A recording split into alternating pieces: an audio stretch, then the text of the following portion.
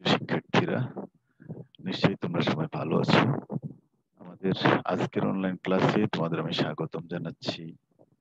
তোমাদের সাথে আছি আমি মনিরউদ্দিন, প্রভাষক সমাজবিজ্ঞান, নোয়াখালী সরকারি কলেজ। আমরা সমাজবিজ্ঞান প্রথম পত্র পড়ছিলাম। তো এই সমাজবিজ্ঞান প্রথম পত্রে আমরা দ্বিতীয় অধ্যায় পড়ছিলাম। গত লেকচারে আমরা দ্বিতীয় অধ্যায় পড়েছি। দ্বিতীয় অধ্যায়ের যে শিরোনাম সেটা হলো সমাজবিজ্ঞানের বৈজ্ঞানিক মর্যাদা, সায়েন্টিফিক স্ট্যাটাস অফ সোশিওলজি। তো আমরা গত ক্লাসে যে পর্যন্ত পড়েছি আজকে আমরা তারপর থেকে পড়ব। আজকে আমাদের প্রথমে আমরা জানবো যে বৈজ্ঞানিক পদ্ধতি কি। বৈজ্ঞানিক পদ্ধতি বলতে আমরা কি বুঝি। আমরা গত ক্লাসে দেখেছি যে সামাজিক বিজ্ঞান, প্রাকৃতিক বিজ্ঞান, বিজ্ঞানের এই দুইটা ক্ষেত্র। তো প্রাকৃতিক বিজ্ঞানের মৌলিক পদ্ধতিকে সমাজ বিজ্ঞানের ক্ষেত্রে প্রয়োগের প্রচেষ্টা বহুকাল ধরেই বিজ্ঞানীরা মনীষীরা করে আসছেন। মূলত একেই সমাজ বিজ্ঞানে বৈজ্ঞানিক পদ্ধতি নামে অভিহিত করা হয়। বৈজ্ঞানিক পদ্ধতি হলো বিজ্ঞানের ভিত্তি। সাধারণত বিজ্ঞানসম্মত অনুসন্ধানের দক্ষ উপায়কে বৈজ্ঞানিক পদ্ধতি বলা হয়। বিজ্ঞানীরা যে যৌক্তিক পদ্ধতিতে সামাজিক ও প্রাকৃতিক বিষয়াবলীর ব্যাখ্যা ও বিশ্লেষণের মাধ্যমে সাধারণ সূত্র প্রতিষ্ঠা করেন তাকেই এক কথায় বা সাধারণ কথা আমরা বৈজ্ঞানিক পদ্ধতি বলতে পারি। তো বৈজ্ঞানিক পদ্ধতি সম্পর্কে অনেকের সংজ্ঞার কথা আমরা জানি। যেমন আমেরিকান সমাজবিজ্ঞানী আর ডি শেপারের মতে the scientific method is a systematic organized series of steps that ensures maximum objectivity and consistency in researching a problem. তাহলে এটার মিনিং হলো বৈজ্ঞানিক পদ্ধতি হলো ধারাবাহিক ও সংগঠিত কতগুলো ধাপ যা কোনো সমস্যা অনুসন্ধানে সর্বোচ্চ বস্তুনিষ্ঠতা ও সামঞ্জস্যতা নিশ্চিত করে। তারপরে আরেক আমেরিকান সমাজতাত্ত্বিক, বিখ্যাত সমাজতাত্ত্বিক জর্জ অ্যান্ড্রু লুনবার্গ বৈজ্ঞানিক পদ্ধতির সংজ্ঞা প্রদান করেছেন। তিনি বলেছেন যে বৈজ্ঞানিক পদ্ধতি হলো তথ্যরাজির এক ধারাবাহিক পর্যবেক্ষণ ও শ্রেণীকরণ। আমরা অনেকের সংখ্যা উল্লেখ করতে পারি। যেমন এনসাইক্লোপিডিয়া ব্রিটানিকাতে বলা হয়েছে বৈজ্ঞানিক পদ্ধতি হলো একাধিক উপায় আয়োজনের প্রক্রিয়া যা বৈজ্ঞানিক জ্ঞান নির্মাণে সাহায্য করে। বৈজ্ঞানিক বা বিজ্ঞান ভিত্তিক জ্ঞান অর্জনের যে কোনো পদ্ধতিকেই আমরা বৈজ্ঞানিক পদ্ধতি বলতে পারি। ওকে, তাহলে এই যে জ্ঞান অর্জনের উপায় হিসেবে যখন বিজ্ঞানকে আলোচনায় আনা হয় তখন বৈজ্ঞানিক পদ্ধতি শব্দটা ব্যবহার করা হয়। তবে প্রকৃতপক্ষে বৈজ্ঞানিক পদ্ধতি কিন্তু একটা প্রক্রিয়াকে নির্দেশ করে। কার্যত বৈজ্ঞানিক পদ্ধতি জ্ঞান অন্বেষণের প্রবেশ পথ। মানব আচরণের কার্যকারণ নির্ণয়ে সাধারণত যে সকল ভুল হয় বৈজ্ঞানিক পদ্ধতি সে সকল ভুলের রক্ষা কবচ হিসেবে কাজ করে। বৈজ্ঞানিক পদ্ধতির কোনো ধরাবাঁধা পর্যায়ক্রম থাকতে হবে এমন কোনো কথা নেই। বিজ্ঞানের উদ্দেশ্যগুলি ও বৈশিষ্ট্যগুলির সাথে বিজ্ঞানীর কাজ কতটা সামঞ্জস্যপূর্ণ সেটাই পদ্ধতি হিসেবে বিজ্ঞানের যথার্থতা নিরূপণ করে। বিজ্ঞানীরা কোনো সমস্যা সমাধানে যথাযথভাবে বৈজ্ঞানিক পদ্ধতি অনুসরণ করলে তাদের কাজ আর কেমন হয় সেটা আমরা দেখি। তারা বৈজ্ঞানিক পদ্ধতি অনুসরণ করলে প্রথমত তারা যেই সমস্যা সম্পর্কে কাজ করবেন সেরকম একটা সমস্যা চিহ্নিত করেন, সেই সমস্যার স্বরূপ নির্ধারণ করেন, সমস্যা সম্পর্কে পর্যবেক্ষণ করেন, পঠন পাঠন করেন বা তথ্যাদি সংগ্রহ করেন। তারপরে সংগৃহীত তথ্যের সত্যতা যথার্থতা যাচাই করেন, শ্রেণীবিন্যাস করেন, সংগঠিত করেন। ওকে, এই যে এই সকল স্টেপ গুলো তারা পালন করেন বৈজ্ঞানিক পদ্ধতিতে। কোনো বিষয় বলি কোনো বিষয়কে কি বলে বৈজ্ঞানিক পদ্ধতি অনুযায়ী যদি কোনো বিষয়কে ব্যাখ্যা করতে চান। ওকে, তাহলে এবং পরিশেষে তারা কি এই সকল বিভিন্ন সমস্যার সঙ্গে সামঞ্জস্য বিভিন্ন ঘটনা পর্যবেক্ষণ বা অন্যান্য গুরুত্বপূর্ণ যে সকল বিষয় আছে সেগুলো যাতে একটা নির্দিষ্ট রূপ দিতে পারে সেজন্য তারা একটা সম্ভাব্য ভবিষ্যৎবাণী করেন বা একটা উপসংহারে পৌঁছেন। ওকে, তাহলে এই হলো বৈজ্ঞানিক পদ্ধতি সম্পর্কে কথা। তাহলে বৈজ্ঞানিক পদ্ধতির এই আলোচনাতে আমরা যেটা দেখতে পাই বৈজ্ঞানিক পদ্ধতির কতগুলো সাধারণ নীতিমালা আমরা দেখতে পাই। সেটা হলো কতগুলো সাধারণ নীতিমালা বৈজ্ঞানিক পদ্ধতিতে থাকে। সেটা হলো কোনো সমস্যা কনসেপ্ট যখন তৈরি করে সেগুলার সেখানে যে চলকগুলো থাকে সেগুলোর কার্যকরী সংজ্ঞায়ন করতে হয়, নিয়ন্ত্রিত পর্যবেক্ষণ করতে হয়, তারপরে পুনঃ পর্যবেক্ষণ করতে হয়, নিশ্চিতকরণ করতে হয়। ওকে, অধিকতর গ্রহণযোগ্য ব্যাখ্যার মাধ্যমে ভবিষ্যৎবাণী করতে হয়। ওকে, এগুলো হলো বৈজ্ঞানিক পদ্ধতির কথা। তাহলে এবার আমরা দেখবো যে বৈজ্ঞানিক পদ্ধতির বৈশিষ্ট্য কি।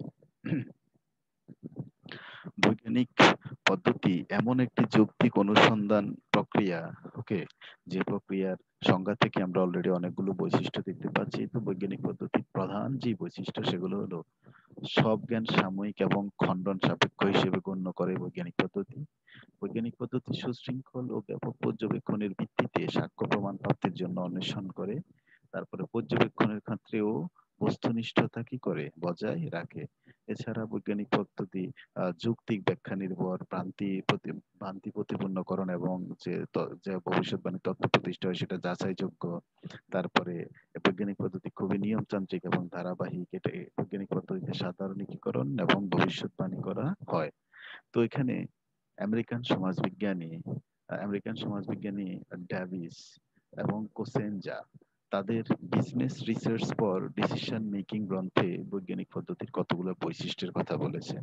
তো সেই বৈশিষ্ট্যগুলো আমরা দেখি। সেই বৈশিষ্ট্যগুলোর মধ্যে আছে পদ্ধতির প্রকৃতি সূক্ষ্ম এবং বিশ্লেষণধর্মী। পদ্ধতি হবে বস্তুনিষ্ঠ। পদ্ধতির প্রকৃতি প্রত্যয়গত এবং তাত্ত্বিক। পদ্ধতি অভিজ্ঞতা ভিত্তিক হবে। পদ্ধতি ধারাবাহিক হবে। পদ্ধতি হবে নিয়মতান্ত্রিক। পদ্ধতি যাচাই বাছাই করা যেন যায় এবং এটা প্রমাণ সাপেক্ষ হতে হবে। পদ্ধতি ভবিষ্যৎবাণী করতে পারে। তারা কোসেনজা এবং ডেভিস বৈজ্ঞানিক পদ্ধতির এই বৈশিষ্ট্যগুলোর কথা উল্লেখ করেছেন। তাহলে এগুলো আমাদের বৈজ্ঞানিক পদ্ধতি কি, বৈজ্ঞানিক পদ্ধতির সংজ্ঞা এবং বৈশিষ্ট্য। এবার আমরা দেখব বৈজ্ঞানিক পদ্ধতির বিভিন্ন স্তর বা পর্যায় সমূহ। প্রতিটি বিজ্ঞানকেই বৈজ্ঞানিক সিদ্ধান্তে উপনীত হওয়ার জন্য তার কার্যক্রমের বা বৈজ্ঞানিক পদ্ধতির কয়েকটি স্তর অতিক্রম করতে হয়। তো সমাজ গবেষণার ক্ষেত্রে যেসব মনীষীরা যে সকল স্তরগুলো অতিক্রম করে থাকেন সেগুলো সাধারণভাবে হলো, প্রথমত হলো সমস্যা নির্বাচন, সমস্যার সংজ্ঞা নির্ধারণ, অনুসিদ্ধান্ত প্রণয়ন, অনুসিদ্ধান্ত যাচাই, ভবিষ্যৎবাণী করা, তারপরে সাধারণীকরণ। ওকে, এভাবে যদিও অনেক মনীষী কিন্তু এই ব্যাপারে বৈজ্ঞানিক স্তর নিয়ে আলোচনা করেছেন। তাহলে বৈজ্ঞানিক পদ্ধতির যে স্তর বা ধাপ আছে, বৈজ্ঞানিক পদ্ধতির সেই স্তর বা ধাপগুলো সম্পর্কে আমাদের বাংলাদেশী সমাজবিজ্ঞানী ডক্টর আনোয়ারুল্লাহ চৌধুরী এবং ডক্টর মোহাম্মদ হাবিবুর রহমান বলেছেন যে বৈজ্ঞানিক পদ্ধতির উল্লেখযোগ্য বা স্তর হওয়া উচিত, পর্যায় হওয়া উচিত 6টি। তারা বলেছেন সেই 6টি হতে হবে সমস্যা নির্বাচন, পর্যবেক্ষণ ও তথ্য সংগ্রহ দ্বিতীয় নাম্বার, 3 নাম্বার হলো সংগৃহীত তথ্যের শ্রেণীবিন্যাস বা সারণীবদ্ধকরণ, 4 নাম্বার হলো সংগৃহীত তথ্যের ভিত্তিতে কল্পনা প্রণয়ন, 5 নাম্বার হলো সত্যতা বা যথার্থতা যাচাই করা, 6 নাম্বার হলো ভবিষ্যৎবাণী করা। ওকে, কিন্তু সার্বিক অর্থে বিভিন্ন বইয়ে আমরা দেখতে পাই যে বৈজ্ঞানিক পদ্ধতির এখানে আমি যে 5টা স্তরের কথা উল্লেখ করেছি, এই 5টা স্তরের উল্লেখ আমরা বিভিন্ন বইয়ে দেখতে পাই। তাহলে এখানে যেটাই হোক না কেন বৈজ্ঞানিক পদ্ধতির প্রথম যে স্তর সেটা হলো কি সমস্যা নির্বাচন করা।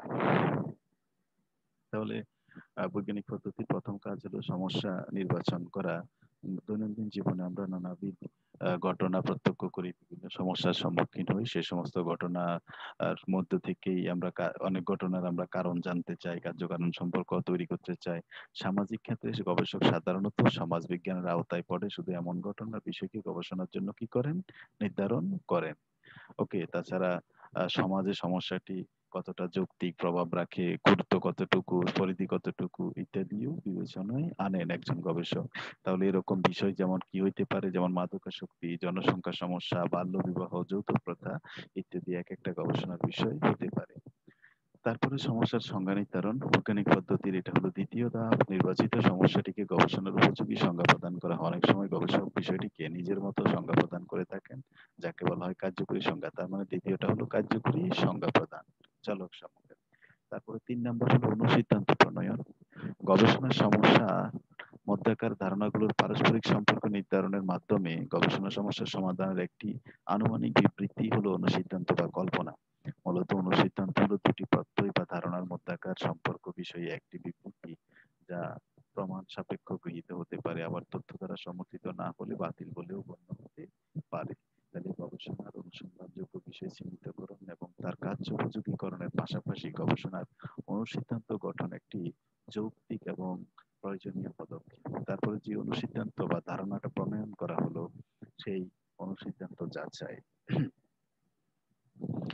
এই অনুসিদ্ধান্তের সেই অনুসিদ্ধান্ত প্রণয়ন যেটা, এটাকে অনেক বই কল্পনা কল্পনা প্রণয়ন নামেও দেওয়া আছে পর্যায়টাকে, তারপরেরটাকে দেওয়া আছে অনেক বইয়ে সত্যতা বা যথার্থতা যাচাই।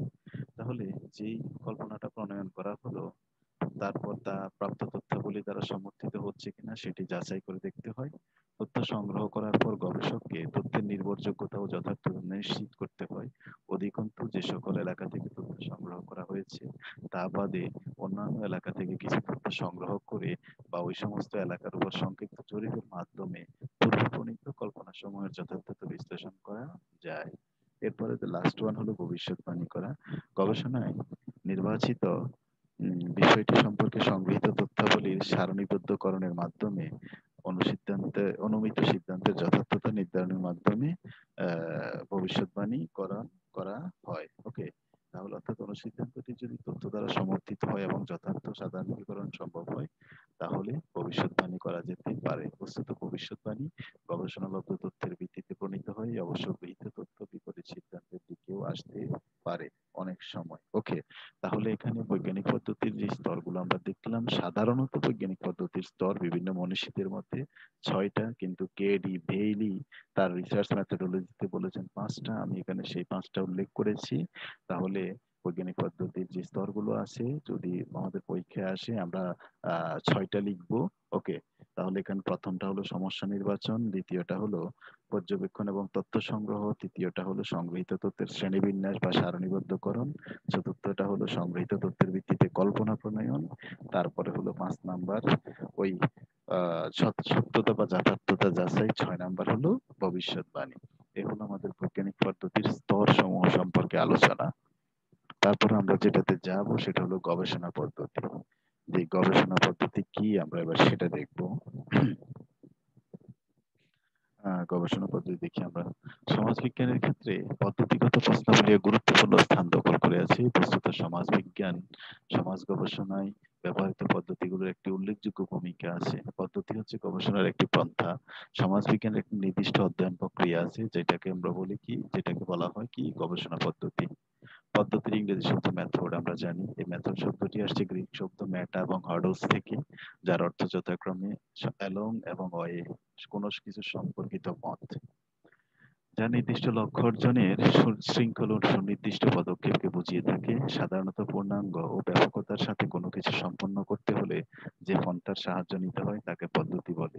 পদ্ধতির সংজ্ঞা দিতে গিয়ে ভারতীয় শিক্ষাবিদ সি.আর. কোঠারি বলেন যে research methods thus refers to the methods to researchers the researcher use in performing research operations। অর্থাৎ গবেষণা পদ্ধতি বলতে এমন বিষয়কে বোঝায় যার মাধ্যমে একজন গবেষক তার গবেষণা কার্য সম্পাদন করেন।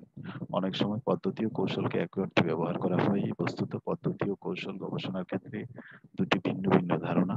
কৌশলের তুলনায় পদ্ধতি অনেক ব্যাপক, আর একই পদ্ধতির একাধিক কৌশল থাকতে পারে। এজন্য পদ্ধতি একটি ব্যাপক ধারণা আর কৌশল হলো তার একটি অংশ। ওকে, তাহলে এটা হলো আমাদের গবেষণা পদ্ধতি। আমরা একটু আগে গবেষণা পদ্ধতি তাহলে এটা বললাম আমরা সংজ্ঞা এবং উৎপত্তিগত পদ্ধতির উৎপত্তিগত শাব্দিক অর্থ। এবার আমরা দেখব আমাদের যে মূল আলোচনা, যেটা যে সমাজ বিজ্ঞানে ব্যবহৃত গবেষণা পদ্ধতি।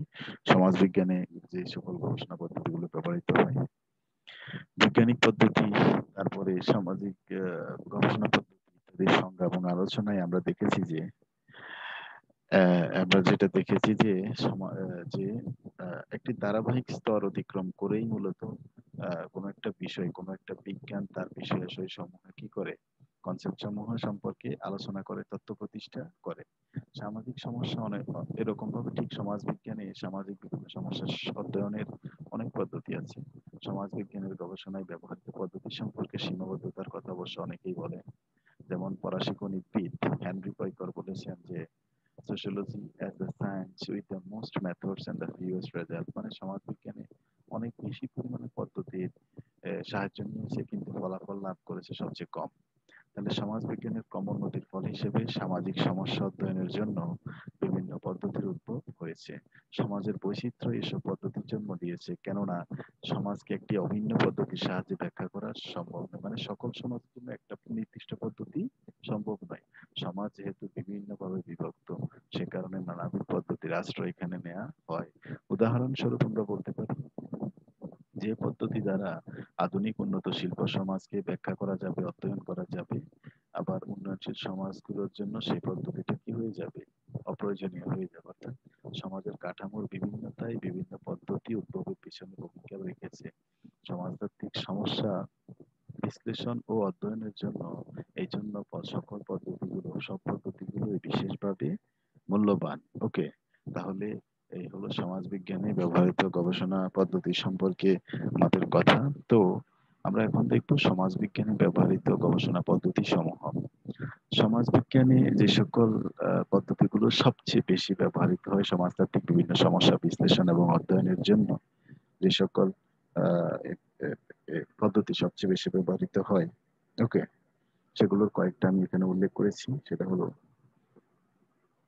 পর্যবেক্ষণ পদ্ধতি, সামাজিক জরিপ পদ্ধতি, ঘটনা অধ্যয়ন অধ্যয়ন পদ্ধতি, তুলনামূলক পদ্ধতি, পরিসংখ্যান পদ্ধতি, ঐতিহাসিক পদ্ধতি, দার্শনিক পদ্ধতি, পরীক্ষণ পদ্ধতি। এছাড়া আরো অনেক পদ্ধতি আছে, কিন্তু আমাদের সিলেবাস অনুযায়ী আমাদের এই পদ্ধতিগুলোর আলোচনায় আমরা করব। তাহলে আমাদের যেহেতু এখানে পদ্ধতিগুলো সব একসাথে আলোচনা করব ভেবেছি, সে কারণে আজকের ক্লাসে আমি আর পদ্ধতিগুলো একটাও আলোচনা করিনি। আগামী ক্লাসে আমরা এই সবগুলো পদ্ধতি নিয়ে শুধু একটা লেকচার তৈরি করব।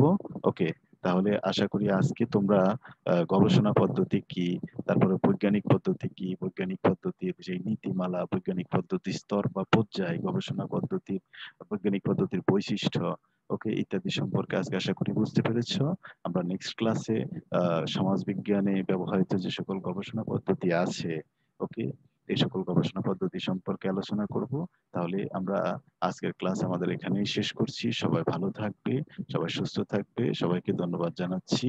আল্লাহ হাফেজ।